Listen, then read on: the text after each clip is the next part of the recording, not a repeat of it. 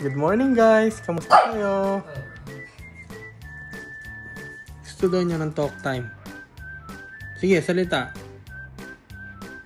Zoe, salita. Magsalita. Anyway guys. So, meron ako in order na padded shorts na pang bike.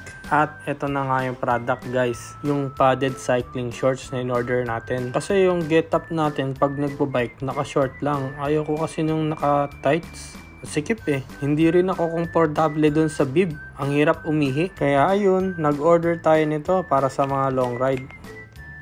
X-Tiger. So, naka-ziplock siya guys. Ito ang laman niya. Short. Oh, malaki ah. Teka lang. Bali, ayan siya guys. Oop. Nahulog. 3XL nga pala yung size nito. Hindi ko alam kung ano size ko na eh. Nanghula na lang ako pero tignan nyo. Butas-butas yung gilid niya. So, mukhang breathable naman siya. Actually, see-through nga oh. Ito pala yung loob guys. Makapal din yung pad niya. Bali, ito nga guys yung X-Tiger na boxer. Padded na boxer.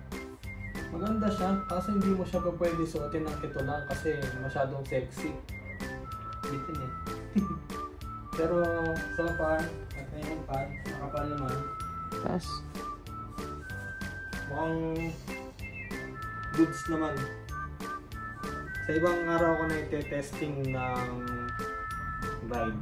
Pero sa ngayon, okay na okay ito. 3XL.